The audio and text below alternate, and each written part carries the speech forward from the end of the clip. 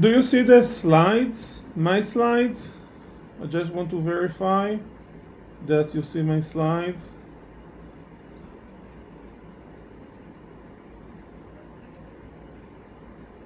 No, not yet.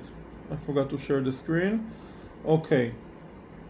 Now, um, do you see the slides? Please let me know. Yes, you see. Great. So before we start, I will take a minute and just say a bit about myself. I deliver courses in various programming languages. It isn't just Python, and I do it for my living during the past 20 years. I run my own company. I deliver public courses, and recently I also started to develop online courses on Udemy. I enjoy learning and sharing and teaching. Uh, it is my hobby. It is my passion. It is everything. I enjoy every day learning new stuff and exploring and sharing, and that's it. If you want to know more about what I do, you can visit my website. I will put it down here in the chat, lifemichael.com. I also deliver seminars, not only courses, and the seminars are also, given the coronavirus, I delivered them online currently, so it is also possible for others from other countries to join. The courses, well, there are those courses in English you can find on Udemy, and is detailed. You can find lots of information in my website about the public courses that I deliver in a synchronous way, meaning that we meet online or in a meeting room. Well, you can find more information about those courses as well. And for those from Israel, check this domain, python.course.lifemichael.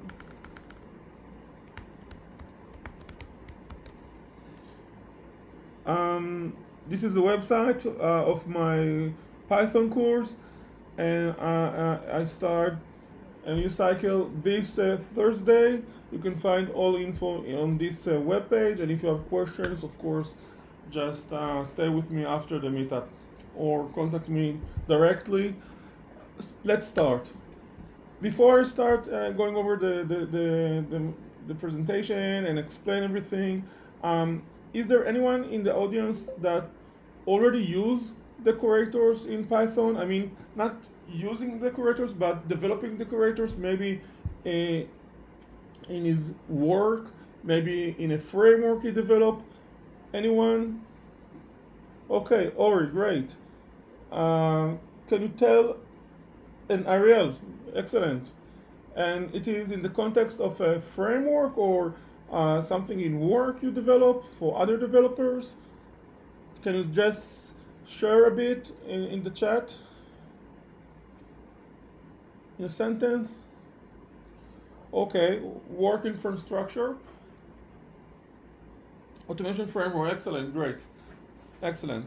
Okay, so the meetup includes two parts, and in the second part, I will be very glad to give you the stage if you're interested to tell a bit more about your practical experience. But now, let's start. Okay, so decorators. What is a decorator? I believe you already saw decorators in Python, and probably you already use decorators in Python, and it's not completely new for you, but developing a new decorator, this is something you are not familiar with, and this is the topic of our session, how to develop new decorators. What are the possibilities?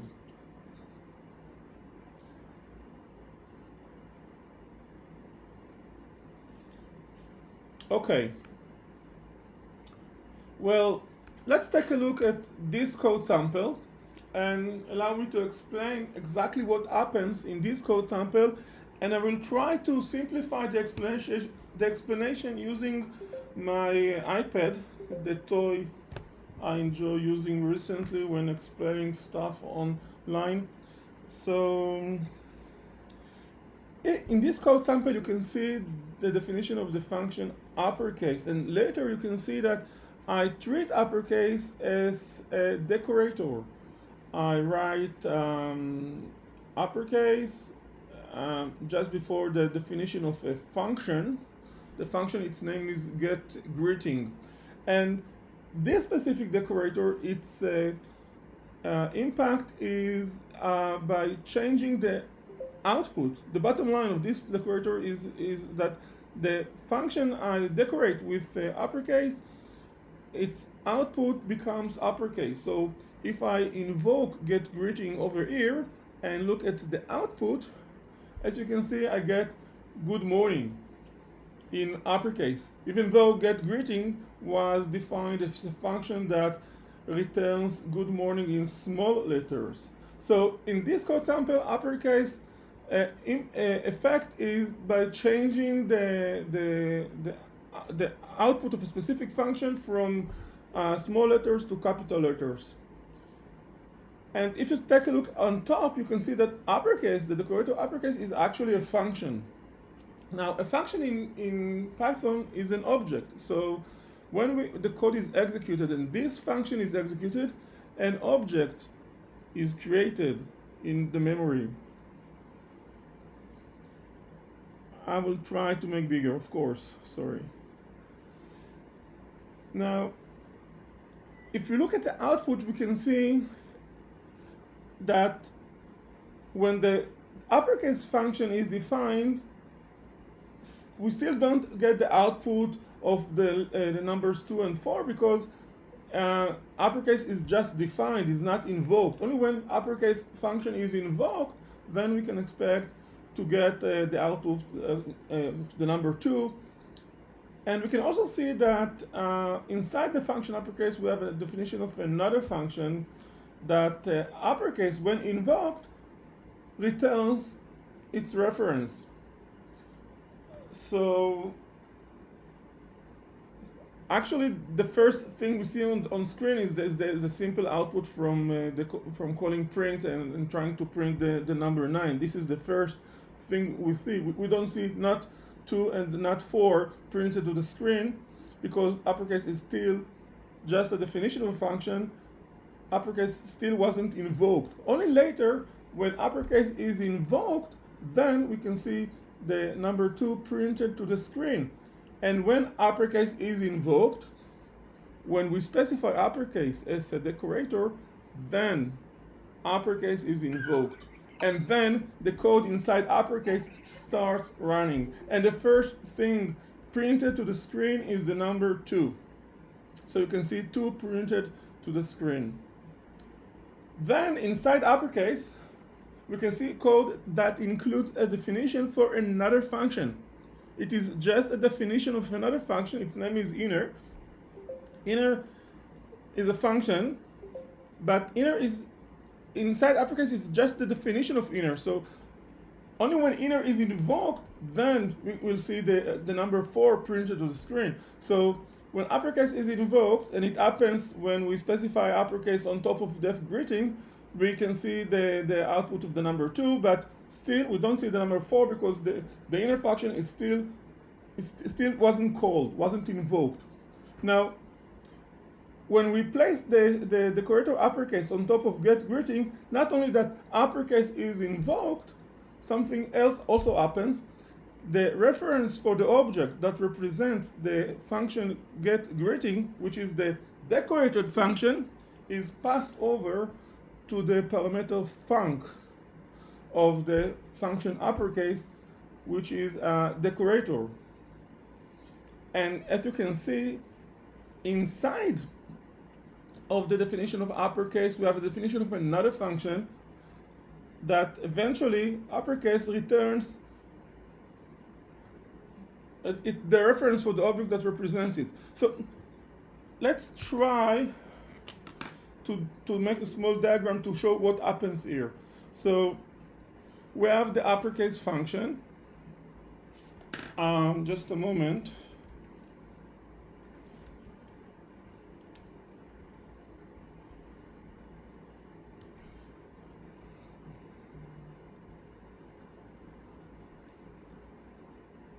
We have the uppercase function, which means that we actually have a variable. Its name is uppercase. And the content of that variable is a reference. And when I specify a reference in a diagram, I do it using hexadecimal number. So let's imagine it is FA22, for example. And it is the reference of an object which is actually a function. And a function is actually an object. We can say it is a callable object.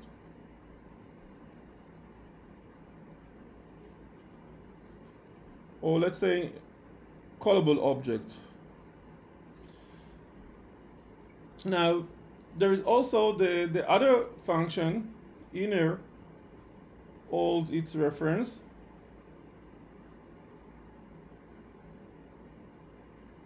Let's say it is CC82. And we also have the function getGreeting, which means that getGreeting is actually a variable that holds a reference for an object that represents the function getGreeting. Now, every object has an address, but we don't use the word address, we use the word reference, because address and reference are two different things. Addresses change during the execution of the code, but references stay untouched. So getGreeting variable also holds a reference, let's say FA88. Now, when we have the decorator uppercase attached to the function getGreeting, as we said before, it means that uppercase is invoked, and the parameter func of the uppercase function is assigned with the reference for the object that represents the decorated function. The decorated function in our code is getGreeting, so the reference for getGreeting function FA88 is passed over to the parameter func of the function uppercase. And what uppercase does, it returns the reference we have inside inner, the variable inner, which is a reference for an object that represents an inner function. And that function is the function that will be invoked in our code when we see the call to invoke getGreeting. So if we get back to our code, later when getGreeting is invoked, you can imagine that instead of invoking the function getGreeting, what is invoked is the function, the inner function, that the function uppercase returned, or let's say returned its reference. So the bottom line, when this code is executed, first we have the definition for the function uppercase. Nothing is printed to the screen. Then we have 9 printed to the screen. Then we have the invocation of the function uppercase. So 2 is printed to the screen right after 9. And uppercase function get an argument, which is the reference for the getGreeting object that represents a function we know as using the name getGreeting. And the reference for that object that represents the getGreeting function, which is the decorated function, is assigned to the parameter func. And later you can see that when the inner function is invoked, we actually invoke the decorated function from within the function inner. So let's go on the over the output. After the 2 is printed to the screen, we have just a simple print 16. And then when we get to the last line of our code sample, where we find the invocation of getGreeting, instead of invoking getGreeting, you should imagine that the function being invoked is the inner function, the function that uppercase returned the reference for the object that represents it. Okay, it looks very complicated. Let's take the code to IDE. This is the code.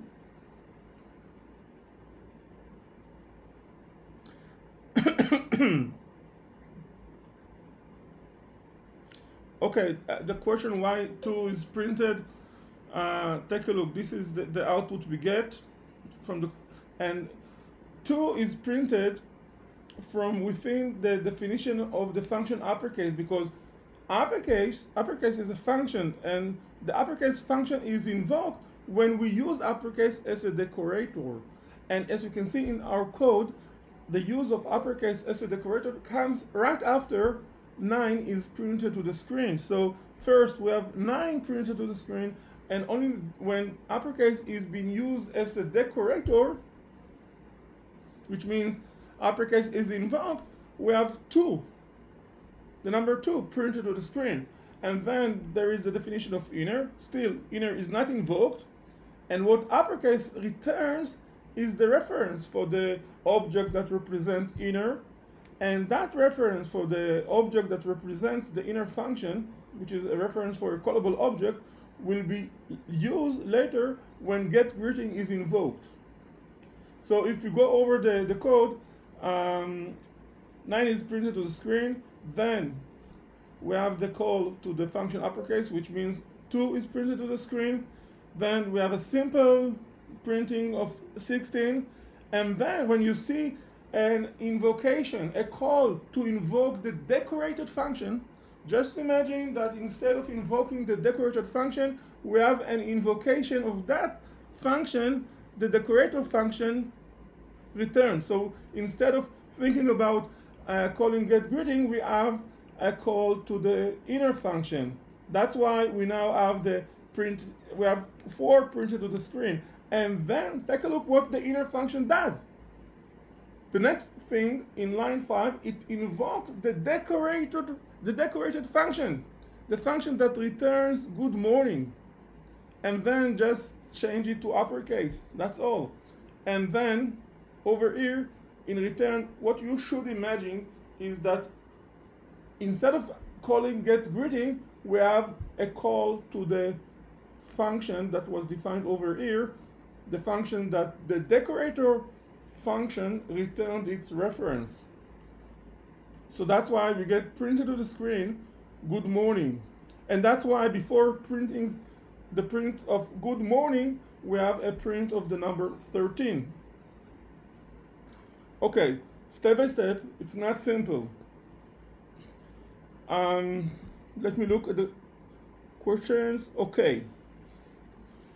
So let's try to summarize using simple words what happened here in this specific code sample.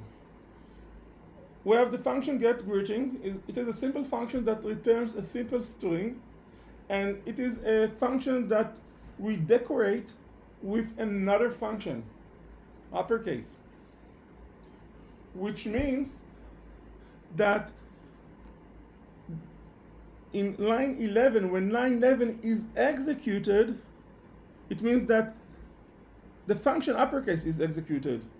And it is executed, and it takes as an argument the reference for the object that represents getGreeting, the decorated function. And what uppercase returns is a reference for an object that represents the inner function, and this is the function that later will be invoked whenever we find a call to getGreeting. Instead of getGreeting, there is a call to the inner function. And what inner function does, and this is what happens usually in decorators, you can see that inner function includes a call to that decorated function. It happens here in line 5. It takes its output and do something with it and return it back over here. Okay, it's not simple, and before we move forward, I want to clarify and answer questions you have. So the next slides will be understood to everyone, or most of the people at least. So decorator, the word decorator is, think about the verb Decorate. When you decorate something, what does it mean? Decorate something. It means adding something to something. And here in Python, you can see that the decorator is actually a function that decorates another function. And as we shall see through this meeting, we can decorate a function with a function, and we can decorate that function with another function, and another function, and another function. Each decorator is a function that decorates another function, which I usually call it the decorated function.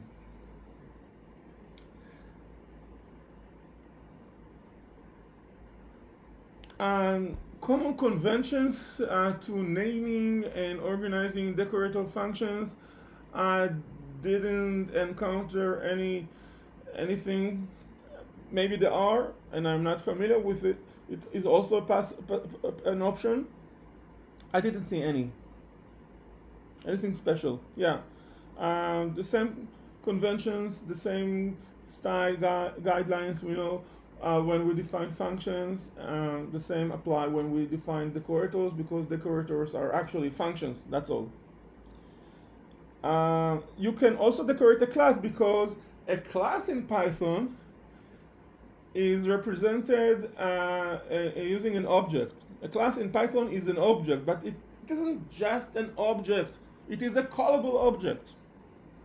When you define a class in Python, it happens during runtime, of course, the creation of the class. Unlike other programming languages, as Java, for example, the creation of the class, as well as the creation of a function in Python, happens when the code is executed.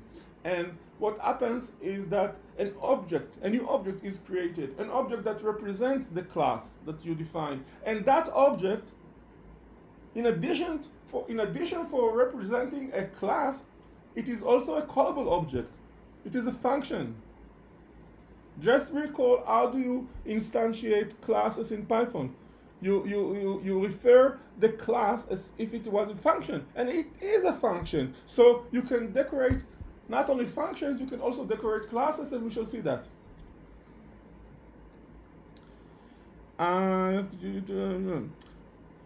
How can we use decorators in Jupyter Notebook when we are dealing with a problem in machine learning? When you use Jupyter, you write code in Python. So everything we explain, you can do when using Jupyter. There is nothing special in using Jupyter that should prevent you from using decorators.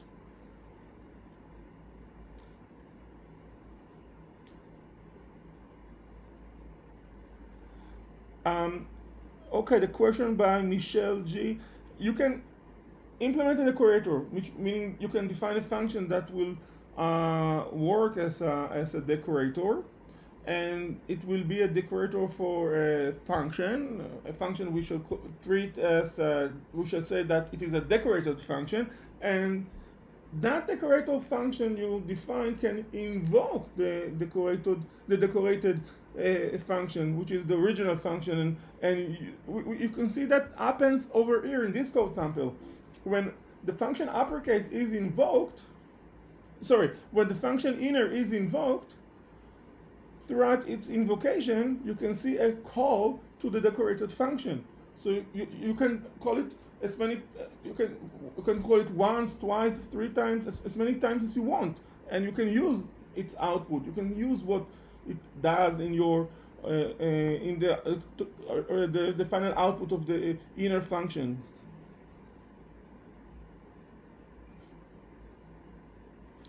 Without invoking it in the inner method, I don't see a way for doing that. No, wait. The decorator, Adi, the decorator function, in this case uppercase, is invoked when you see uppercase in line 11, and it is invoked, and the reference for the decorated function is passed over as an argument. The decorator function is invoked only once. Later, when you see the call to get greeting, just imagine that instead of calling get greeting, there is a call to the function that the decorator function returned. So, okay, is that okay? So it kind of invoke. No, you don't have it invoke and wait. There is no wait. There is no wait. You define a function, the get greeting function, and then you decorate it with another function that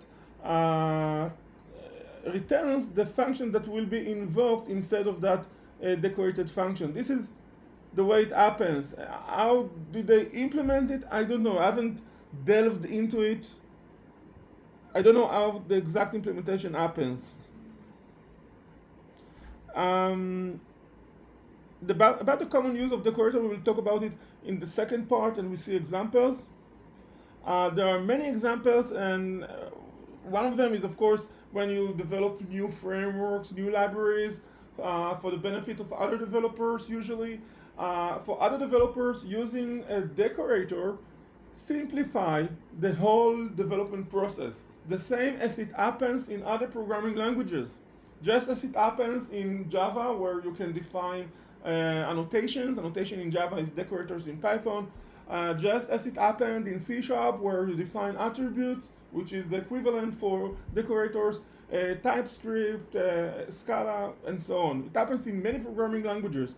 The use of decorators, it has been proved during the years, during the last 20 years. The moment a developer as a framework, takes a framework that involves with using decorators instead of XML, for example, everything becomes simple. The development process is much simpler.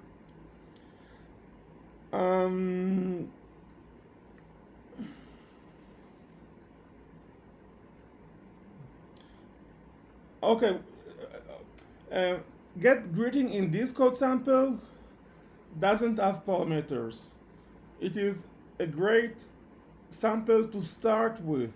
Later we shall see other code samples, including code samples as the one you described. Okay, it's not simple, this topic, especially because you need to imagine and think about all the objects that are created during the execution of the code. And my recommendation is trying to create a small diagram as the one I created before, and use that diagram, looking at that diagram together with the code, and then try to understand what happens.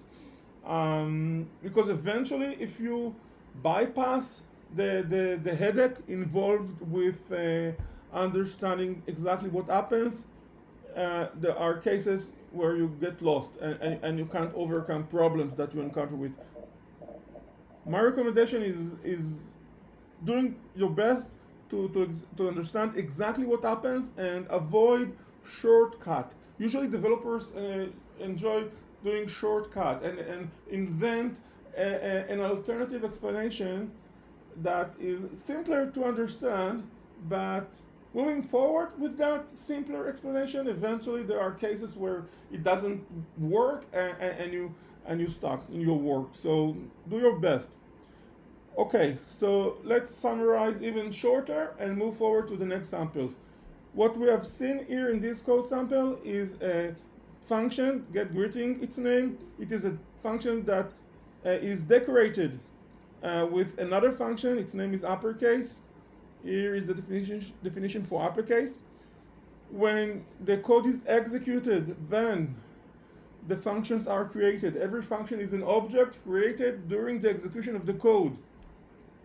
So if an object is created to represent the function uppercase, another object represents the function inner, and so on. Every object has a reference. So when the code is executed and we reach line 11, then uppercase function is invoked, and as an argument, it takes the reference for the object that represents getGreeting. And what uppercase returns is the reference for another object, which is a callable object, a function that will be invoked whenever we see an invocation of the decorated function. So if you see an invocation, a call to invoke getGreeting, just imagine that instead of invoking getGreeting, we have an invocation of this inner function. Okay. Let's move forward. So that was a simple code sample. So let's talk about how can we decorate a function that has parameters. Well, here in this code sample, we have the function getGreeting, and we decorate it using the decorator uppercase. The decorator uppercase is another function.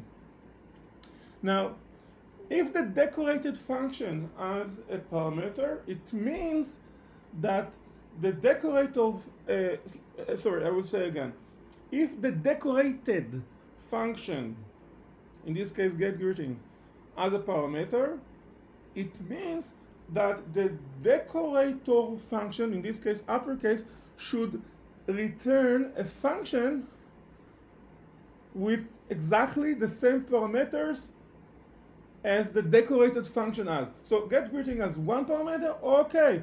The inner function, uppercase returns, also must have one parameter, because later when we see the call to getGreeting, we should imagine that instead of calling getGreeting, we have a call to the inner function, and whatever is passed over to getGreeting is passed over to the inner function.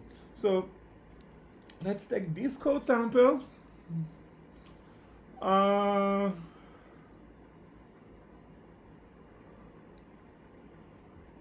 I see that it didn't. Okay, I will copy the code.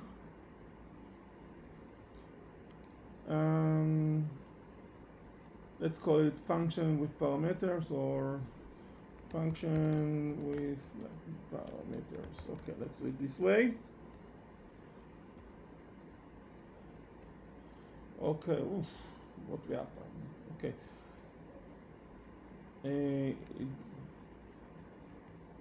Okay, so we have the uppercase function. The uppercase function, it is a function. Its name is uppercase because we have a decorator. Its name is uppercase, and that decorator, uppercase, decorates the function getGreeting.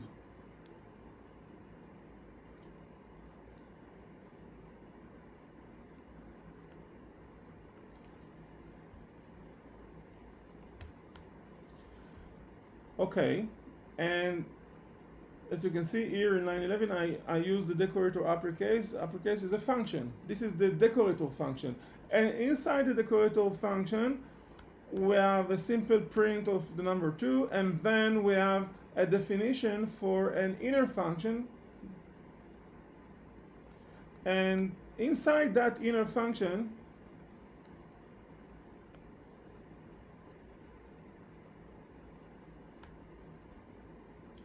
we have code that also includes a call to the decorated function. The decorated function is getGreeting.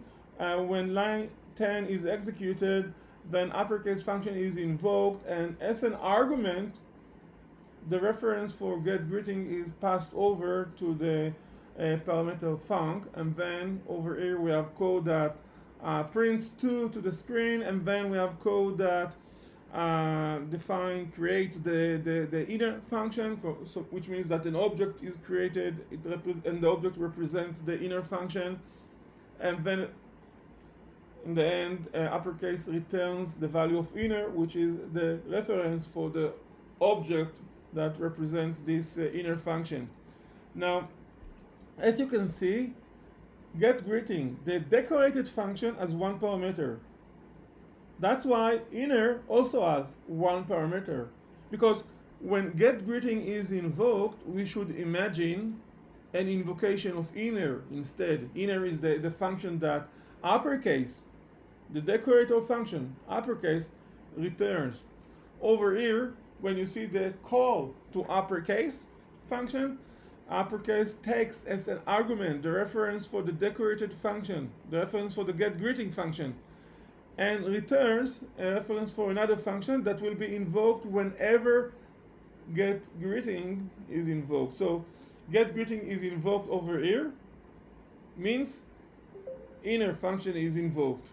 And what happens over here inside the inner function? A 4 is printed to the screen, and then the decorated function is invoked, and whatever is written over here, whatever we pass over to getGreeting actually is passed over to inner, but over here we use it and we pass it over to the getGreeting function that we invoke in line 5, and whatever comes back is changed into uppercase, and whatever inner returns, this is what we get over here. So when we execute this code sample, we get good morning Dave because we passed over Dave, and if instead of Dave we replace Python, we should get, as you can see, good morning Python. Okay, so this is an example for function that has a parameter, and we decorate it with a decorator, which is another function. And this is exactly what one of you asked before we started. Yeah, Roy J, this is the answer for your question, how to develop a decorator for a function that has the parameter or parameters.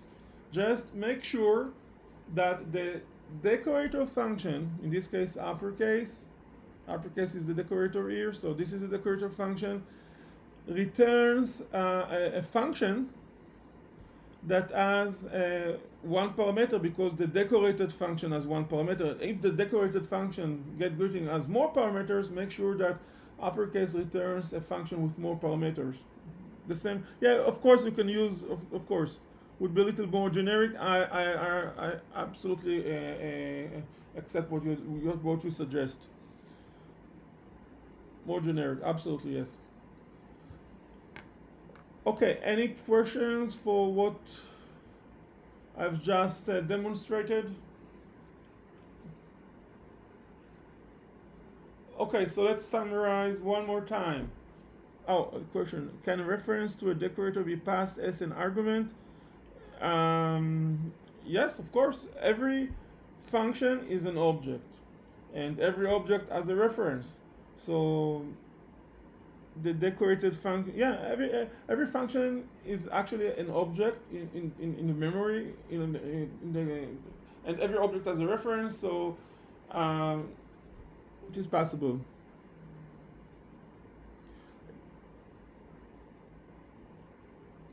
The decorated, not the decorated method, it's the decorator.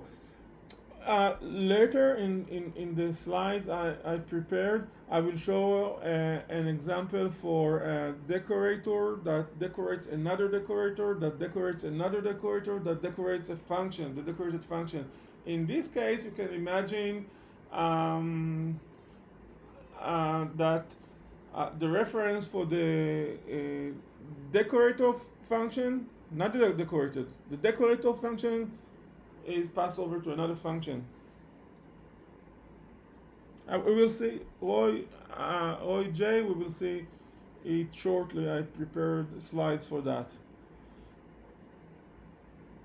By the way, when the meetup ends, I will place the link for the slides so you can download them in the meetup group. I also capture on video everything we do, so most likely I will release that as well. Okay, so okay, I want to get back to the slide. Just a short summary. The topic is not simple. I believe every one of you, if this is new for him or for her, tries to imagine everything that happens, and it's not simple. So one more time, a decorator is actually a function, and when you see a use of a decorator, it is actually an invocation of the function that is the decorator, because the decorator is a function. And when you see a use of decorator, it happens in order to decorate another function. So when uppercase, the decorator function is invoked, it takes as an argument a reference for the decorated function, and it returns a reference for another function that will be later invoked whenever we see a call to the decorated function. I try to make it shorter, the explanation. I hope it helps. Okay, now let's move forward. So we saw how to decorate a function with parameters. Let's talk about using a class as a decorator. It is possible. How come? Well, if you define a class, and inside that class you define the function call, as you can see in this code sample, it means that the object instantiated from that class is a callable object. So over here, when you see a use in the decorator uppercase, it is actually replaced with an invocation of the object instantiated from the class uppercase. So and later, or let's say right after, call is invoked on that new object that was instantiated from uppercase. And when an object is instantiated from uppercase because of the use of uppercase as a decorator, the reference for the decorated function is passed over to init. You know init, the function that is invoked when a new object is created from a class. And that init function takes care after storing the reference for the decorated function inside a new variable. Its name happens to be the same, f, that is later being used over here when call is invoked. Let's take this code sample using a class as a decorator. Okay, I think I have it over here. So if we execute this code sample and we take a look at the output, well, let's explain first. One is printed to the screen. Then there is the definition of the class uppercase, but hey, it is just a definition of the class uppercase. Nothing happens. We still don't have an instantiation of the class uppercase, or let's say a call to the uppercase function, because as you know, when you define a class, it is also a function. It still doesn't happen. Only in line 11, when we use uppercase, when we use the decorator uppercase that we developed as a class, not as a function, only then what happens is that uppercase is instantiated. That's why 2 is the next thing printed to the screen. Uppercase is instantiated, and during this instantiation, the parameter f is assigned with the reference for the decorated function. Decorated function here is the function grid. So we can store the reference for the decorated function in a new variable. Its name is f. Only then, after everything I said happened, we have a call to the call function. That's why the next thing printed to the screen is 3. And the call to the call function happens only when we try to invoke the decorated function. The decorated function is grid, and when we try to invoke grid, then call is invoked. So let's say I want to invoke greet more than once. As you can see, 1 and 2 is printed only once, but 3 and 4 it happens again and again. Because when you see a call to a decorated function, you should imagine that instead of invocation of that decorated function, we have an invocation of another function. In this case, it is an invocation of the callable object that was instantiated from the class uppercase. That's why whenever you see a call to greet, you should imagine that this call function is invoked instead. And what happens inside this call method? First, we have a print of the number 3, and then whatever is returned from here, and as you can see, it involves with invoking the decorated function. That's why we also have the print of 4. Whatever call returns, this is the what you should imagine coming from invoking that decorated function we have over here, the function greet.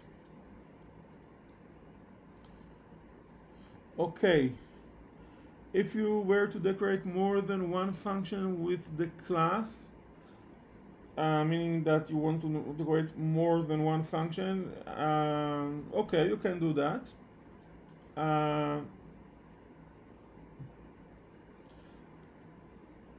Then an instance would be created per declaration.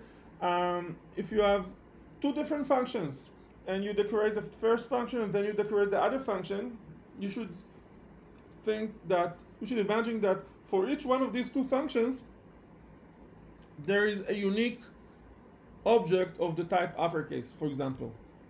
So each one of the uppercase objects can hold a different state. Can init have more parameter except for the decorated function? Well, more parameters. Thinking about it right now, I can't recall a case for that, but maybe I'm wrong. I can't see a case for something like that right now. Maybe maybe I'm wrong. Okay, let's take a break. The nickname parameter line 7. Nickname parameter is the output of the decorated function. No. The decorated function is invoked over here, self.f, and then I pass over nickname. Here comes the output, what I mark in blue. This is the output coming from the decorated function. And then I invoke upper in order to change it into uppercase. So it isn't the nickname parameter, it is the invocation of f passing over nickname is actually the invocation of the decorated function. Pay attention for the fact that when you have when you use a decorator, which is actually a class, then the class is instantiated, meaning a new object is created from that class, and the reference for the decorated function is passed over here to f, and you can do something with that f. In this case, I stored the reference for the decorated function in order to allow me later to invoke it. And can the decorated function still be called after it was decorated? The original function. This is a good question. I believe there is a way for doing it that probably I'm not familiar with. maybe a module that was developed in order to allow us to do it, to get to the bottom to the original function, and then through that module probably to invoke it. I believe there is a way. But if you ask me now to tell you how to do it, I don't know. But my feeling is that there is a way. Uh, oh, it would be.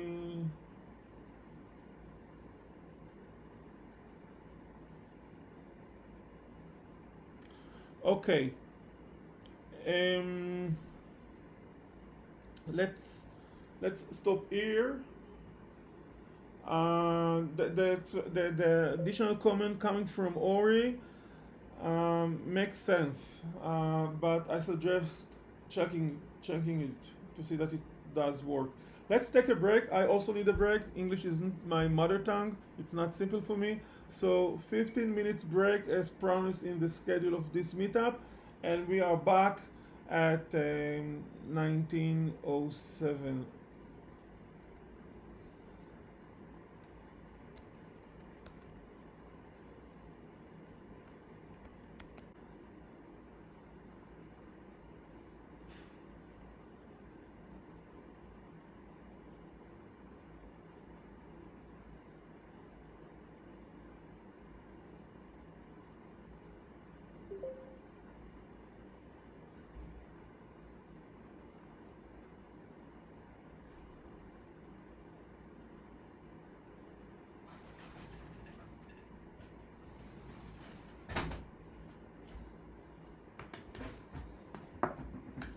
Okay.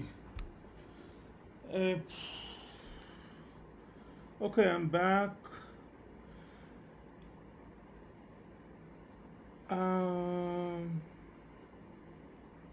okay, Jorgen, I see you say goodbye. Okay. Um, but by the way, I believe that after we started, more uh, people joined us. So it would be great to know. I believe most people are from Israel, but people from other countries. Um, anyone who want to present himself? A part of those that presented themselves before? Okay. Okay. Okay. Thank you, Jorgen, and of course, health and best wishes. Okay, let's move forward. So, before the break, we saw how to use a class as a decorator. Let's move forward. Let's talk about decorators nesting.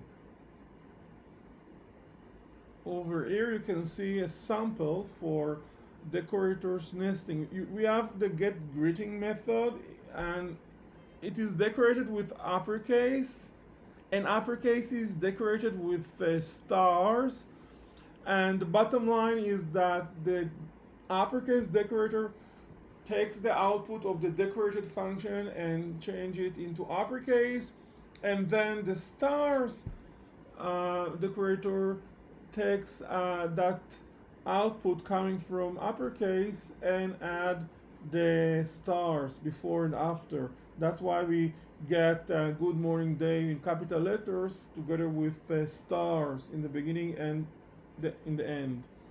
Now, let's take the code to the IDE. This is the code sample. Over here, get greeting is decorated with those two decorators. Now let's execute, and let's take a look at the output. Now, as you can see, when the code is executed, the first thing that happens is the definition of uppercase. But hey, uppercase is still just it is just defined. I mean, lines 1 till line 7 is just the definition of the uppercase function. we still don't have an invocation of uppercase. So it is just a definition, which means an object is created. That object is a callable object. It represents a function. It represents the uppercase function. Nothing is printed to the screen. Then we have the definition of stars. The same as with the uppercase. It is just a definition of a function. We still don't have a call to the function, or let's say invocation of the function. And then we have the method getGreeting defined in line 19 till 21. But before the definition of getGreeting, we first have the annotation, the decorator stars, and then we have the decorator uppercase. But as you can see, according to the output, first we have an invocation of the function uppercase. And when uppercase is executed, we have 1 printed to the screen. Only then, after uppercase was executed, stars is executed. And when stars is executed, we have 2, the number 2 printed to the screen. Now, when uppercase is invoked, it returns a reference for an object which is a function. And as you can see, uppercase is decorated with stars, which means that when stars is invoked, the parameter func of stars is actually assigned with the reference for uppercase. This is the chain of decorators. But as you can see, number 5 is still not printed to the screen. Only when getGreeting is printed to the screen, only then we should have a print of number 5. Now we move forward, and then we have a call to the getGreeting method. But as you know, this invocation of getGreeting is replaced with something else. Is replaced with the inner function inside uppercase.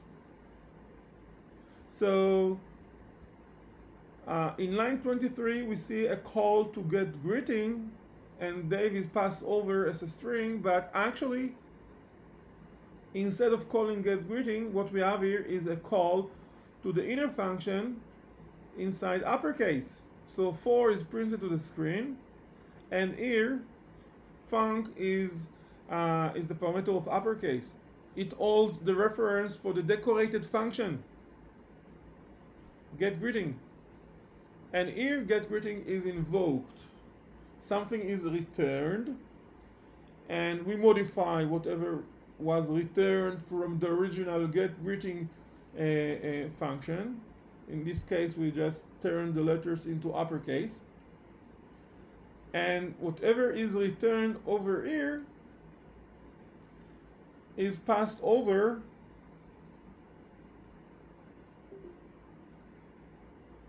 just a moment.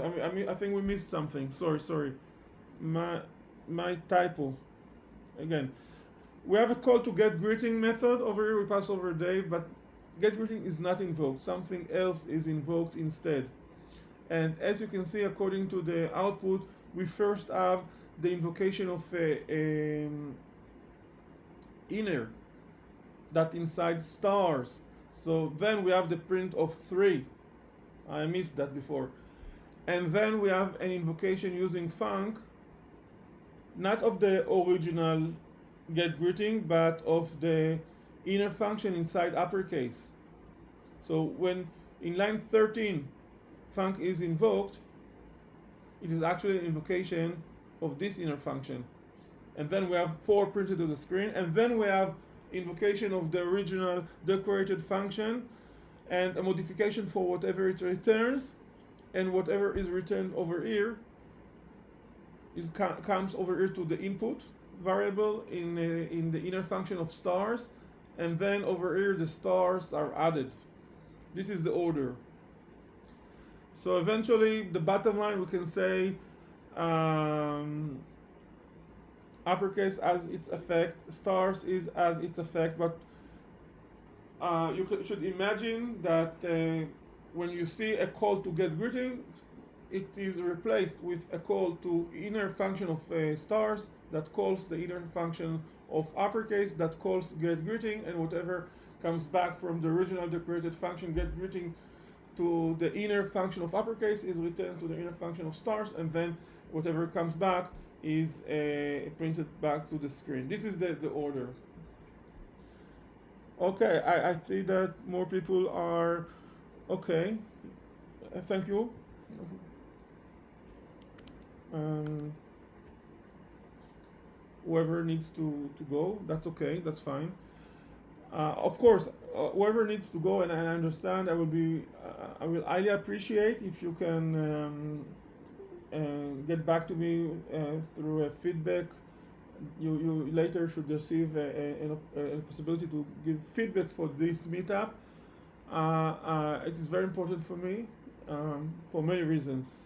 So if you enjoyed, I will be very happy if you give me some feedback. And if not, let me know. That's fine. Okay, let's move forward. We saw how a decorator decorates another decorator that decorates a function. Let's move forward.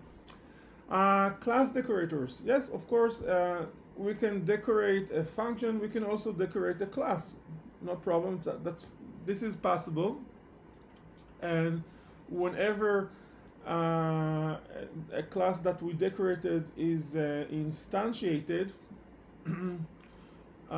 you should imagine that the inner function of the decorator function is invoked. Let's take this code sample, class decorators.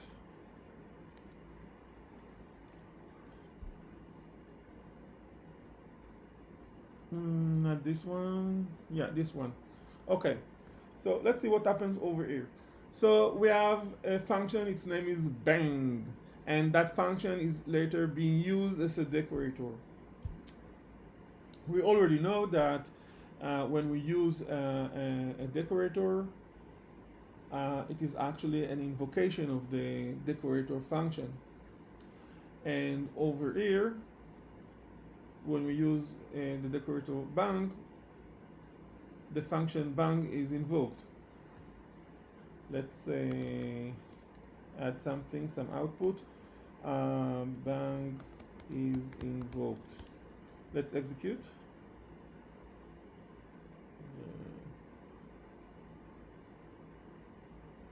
As you can see, bang is invoked was printed to the screen over here. And bang is a function that has a parameter, and that parameter is assigned with the reference for the class rectangle. And later, whenever you instantiate the class rectangle, it is actually a call to the function rectangle, a function rectangle that is now being decorated with bang. You should imagine that instead of calling the function rectangle, we actually call the inner function that the decorator bang returned. So whenever we instantiate a rectangle, meaning whenever we call the factory function rectangle, it is actually an invocation of this inner function. That's why if we try to create more and more objects, whenever we create a new object, it is actually an invocation of this function that prints bang and then invokes the rectangle function, and whatever it returns, which is a reference for a new object of the type rectangle, is returned back over here. So if I execute this code sample, the new one, 3 bang, 3 times. Okay, so we saw how to decorate a class. Okay, let's talk about decorators with arguments. Here, for example, we have a decorator. Its name is bang, and as you can see, I pass over to its parameter something. When you see something like that, you should imagine that the function, which is that its name is bang, which I'm calling over here in this line, is a function that returns back a reference for an object that represents another function that its structure is very similar to every decorator we saw since we started this meeting. As you can see, what comes back from calling the function bang over here is a reference for the object that describes this function. And as you can see, it is a function with one inner function, just as we saw throughout this meeting whenever we examined a decorator function. It always was a function with one inner function. It was a function that when invoked, it returns that the reference for that inner function. Let's take this code sample. Decorators with arguments.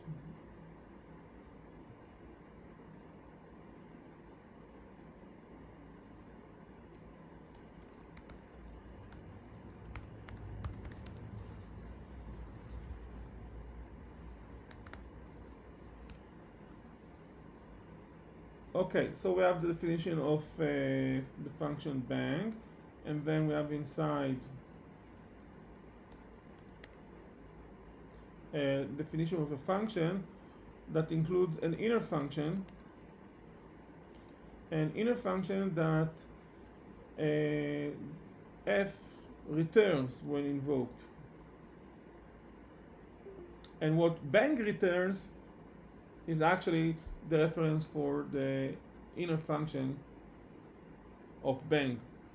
So when you see here, for instance, just a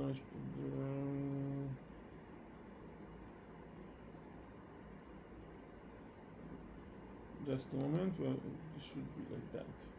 Okay. Now, when you see over here in line 11 a use of the decorator bang,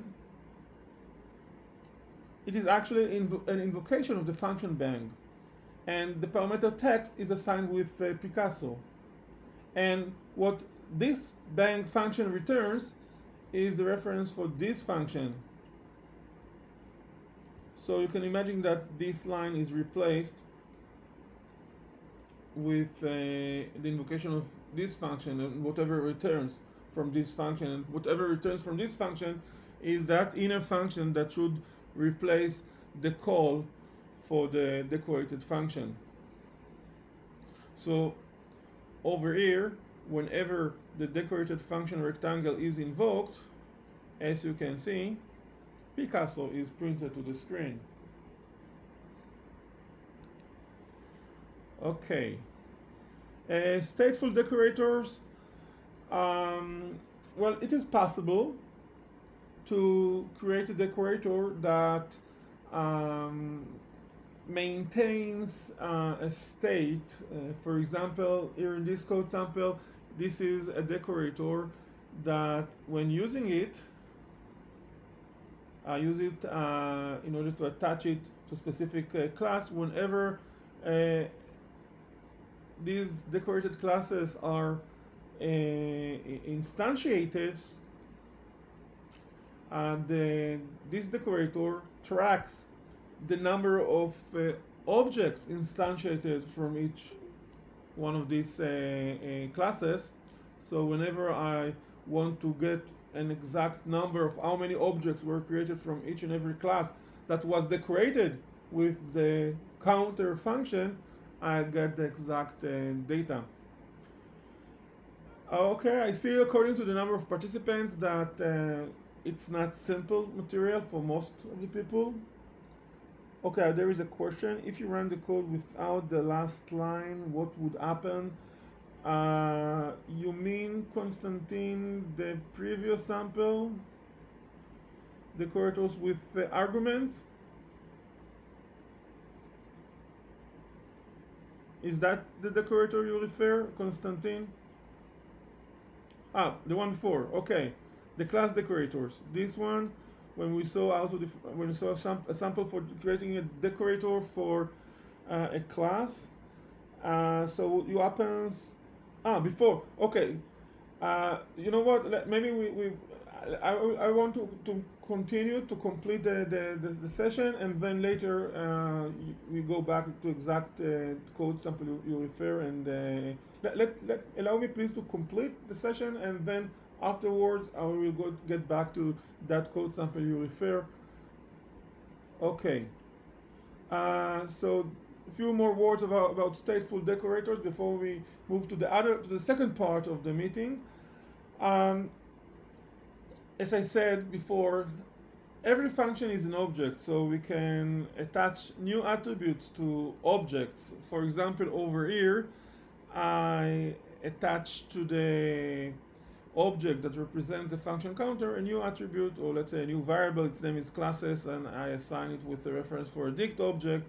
And inside that dict object, I track the number of instantiations that take place from each and every class decorated with the counter decorator.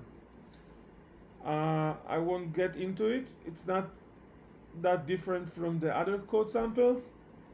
The only difference is that in this code sample, I attach new attributes to the object that represents the function, which is the decorator function, and using that attribute, I keep tracking the instantiations of those decorated classes. So we can use a decorator for keeping track of specific state, as in this code sample. Now I want to move forward to the second part of the meeting and talk a bit about real-world examples. We will go over a few samples, and then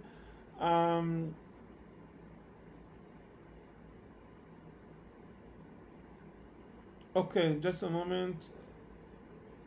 This code sample, you mean? The inner calling of.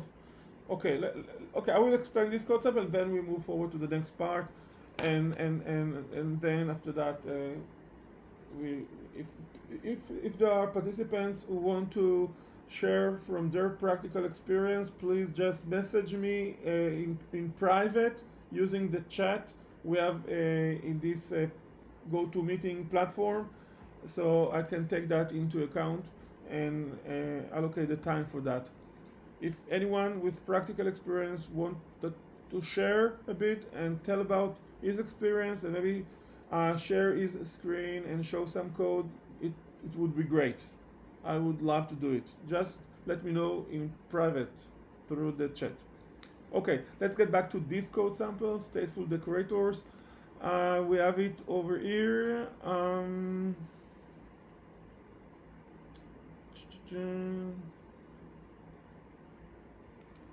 No, okay, I will take that code in order to explain.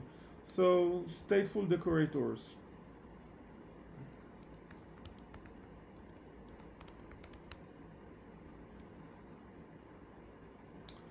Okay, so we have the definition for the function counter, and function counter, we use it as a decorator. And over here inside counter, we have an inner function.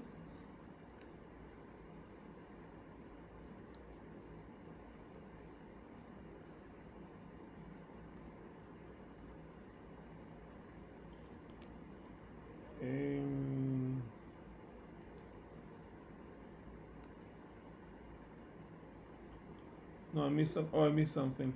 Sorry. We have the function f, and inside f we have the function inner, and here I return inner, here I return f. Okay.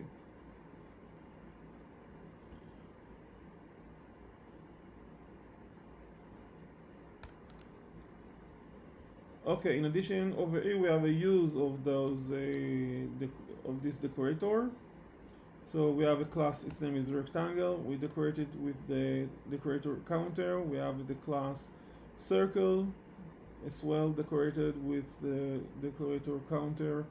And over here we have instantiations of a rectangle, instantiations of circles, and eventually we print to the screen two numbers. If we execute, you can see, oh, missed something. Oh, yeah, this one, of course. Okay, one more time.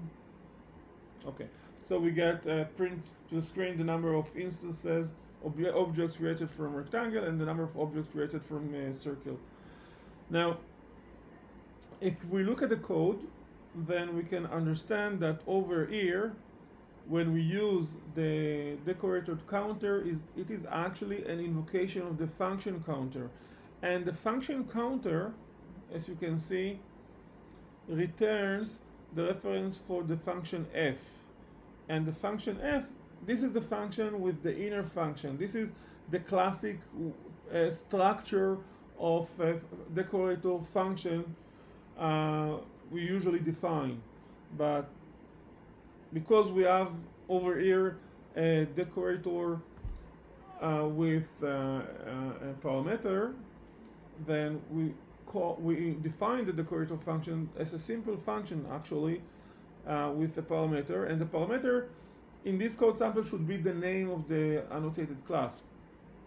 So what happens here, I check using as attr function whether the object that counter is its reference already has an attribute, its name is classes. If not, then this code is executed and the attribute classes is added to the counter object and is assigned with the reference for a dict object. So when these two lines 2 and 3 are executed, we can be sure that the counter object, when we reach line 4, already has the classes attribute. Here we check whether the dict that counter.classes holds already has a key that is a name of a specific class that we received here using the parameter text. As you can see in this code sample, the code inside the function counter is executed twice. The first time when in line 14, the second time in line 17. And if we add more classes decorated with counter, then we would have more executions of the function counter. So we want that the object that represents the function counter, and there is only one object that represents the function counter and it continuously exists in memory, will have one specific dict object that classes attributes holds throughout the execution of our process. We don't want new dict objects to be created. So that's why the little complexity over here. And then when you take a look at the function that counter returns, this is a function that you can imagine being invoked, and the function it returns, which is the inner function, this inner function is the function that will be invoked whenever a new object is instantiated from the decorated class. And when that happens, instead of calling the function rectangle whenever rectangle is invoked, for example over here, just imagine that instead of invoking the function rectangle, we have an invocation of this function. Here inside this function, we refer func, which is the reference for the rectangle object, invokes it, it returns a new rectangle object, and that rectangle object is returned by the inner function.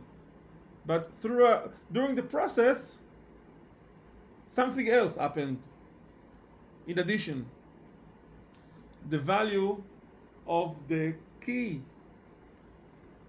in the counter.classes dict, the value of the key, which is a name of that specific class, rectangle, the string rectangle, the value is increased by 1.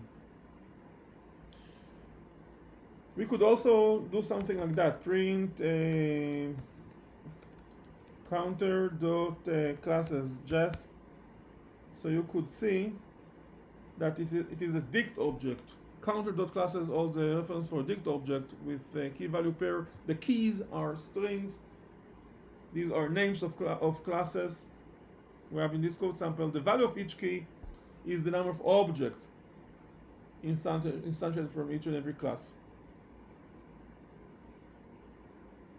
Okay.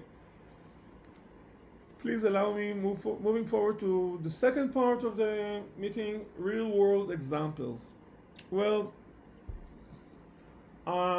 one direction for practical use of decorators in Python is creating decorators that we use for tracking invocation of functions.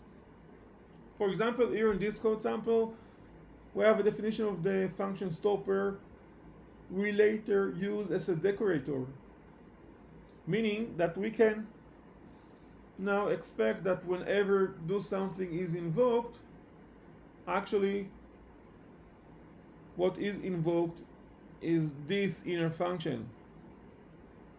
And here inside this inner function we have the invocation over here of the decorated function of do something. So we can, for example, check the time it took to execute a specific function. But it doesn't end in that. If you want to develop profiling tools for doing profiling for your code, developing decorators can turn those profiling tools into into simpler ones. It would be simpler for other developers to use a profiling tool when it involves with using specific decorators. This is one practical example. Another practical example, when you want to track things that happen. Track, for example, you're interested that whenever a function is invoked, a log message to be written somewhere, so you can develop a decorator and then use that decorator to decorate those functions you want to track their execution. And whenever a decorated function is invoked, we know that the decorator function is invoked.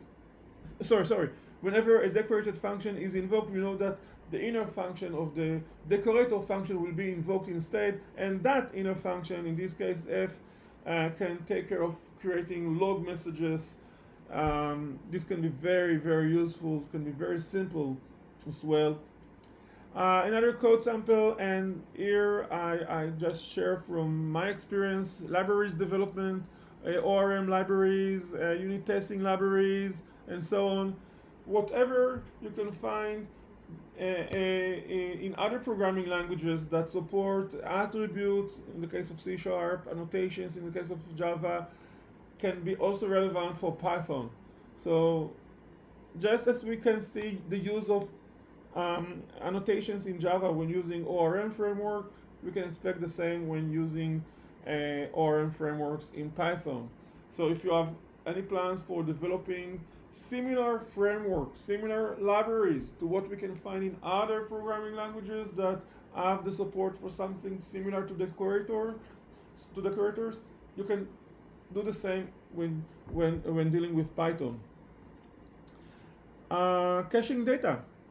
If we have a function that returns data coming from a server and we develop a decorator for that function, we can develop a decorator that a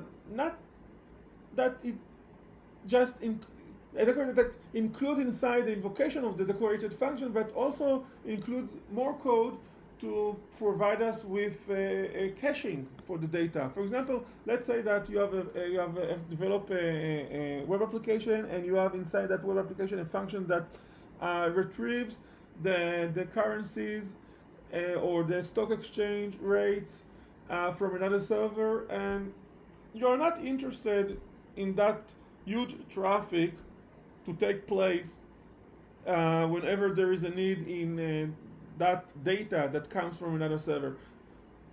If this is the case, you can develop a decorator for that function that sends a request for another server for getting data, and the decorator you develop will include the invocation of the decorated function, but it will also include a mechanism that store the data that was retrieved the last time. So whenever that decorated function is invoked, it won't mean that automatically a request will be sent to the other server for getting the data.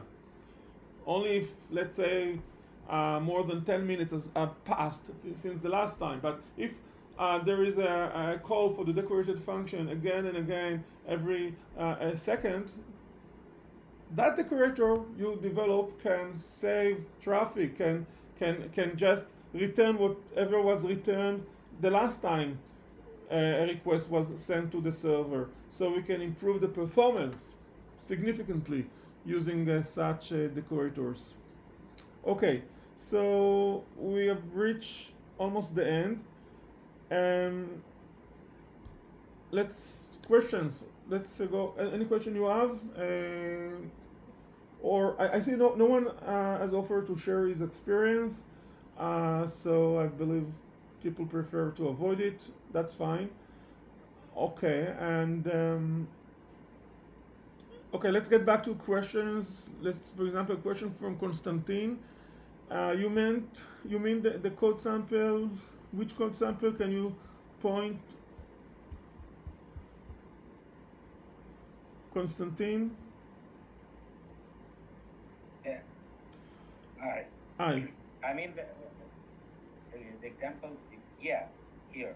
This one? If you delete line print get greeting save, I believe that what is run is the first run of uppercase and then the first run of stars. Is it true? Sorry, just a moment. Let's get back to the code itself. We talk about where is it? Nesting decorators. This code sample. And delete this line.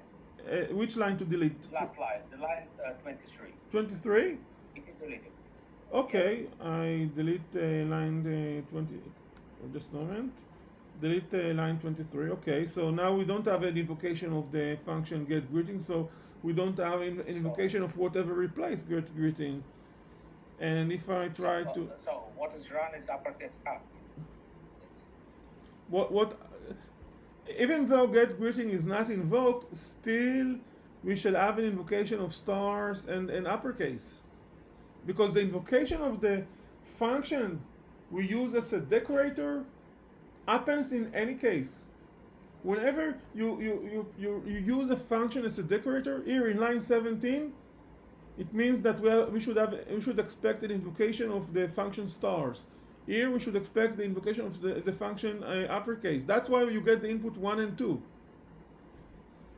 But when you take a look at an invocation of get greeting, which is the decorated function, not a decorator, this is the decorated function, then you should search for those functions that were returned by the functions we use as decorators. Those functions are usually named with the inner functions. So as you can see, we don't have an invocation of the inner function, not this one and not this one, and that's why the output ends after 2. We also don't have an invocation of the decorated function, get greeting, of course. So this means that if, for example, I just want to run a simple function, has no inner function in it, and print its result, I simply can make a decorator uppercase and without anything after it, and it will just run a function uppercase. You mean decorate with uppercase only? I mean, if I don't decorate anything, I Ah, don't decorate any function. okay. I If you don't decorate any function, then we don't have any invocation of those functions we use as decorators. Take a look. no, I mean, Nothing will be printed to the screen. if you don't have a get greeting function, I simply put here F uppercase and run it. Ah, I just get, uppercase? I get the invocation of function. That's it. Okay, so The kind of function uppercase. it means that the function uppercase will be invoked. Yes, and it means that whenever you call get greeting, this function will be invoked. Right now, if I keep the code as it is, you can see I get only one printed to the screen. In that case, we can exchange decorator uppercase with writing uppercase, opening brackets, and inputting inside all the text of the code of the function get greeted. I'm do the same, yeah? I'm not sure that I got you correctly. Do you want to take the code? Here, I put it in the chat. No. For example, let's say what I want to do is instead of decorating get greeting with uppercase, I can do the same thing as is done here by simply writing, let's say, A equal uppercase, opening brackets. Yes. Writing get greeting Yes, inside. yes, of course. And I didn't stop when going through the slides. Here in this slide, you can see that whenever you use a function as a decorator for decorating a function, another function, it is actually indirectly changed into calling the decorator function and passing over the decorated function. Yeah, just as you said. Okay, thank you. Okay, so I don't want to keep everyone else. If you have questions, anything about decorators in general, it would be great if you can share and ask. I will try to answer. If not, then when we stop here. I hope you enjoyed. If you enjoyed, I would highly appreciate feedback through the Meetup platform. If you didn't, please let me know. And that's it. And hope to see you in my future meetups. If you check the meetup page, you can see there are future meetups. There is coming a meetup about Node.js basics for those who are not familiar with Node.js. And then my plan is delivering meetups in specific topics, relatively basic ones like working with Jupyter, specific science libraries, and everything is of course described in the meetup page, Life Michael Tel Aviv. And thank you. That's it. Take care and be careful. The corona is still with us. Bye bye.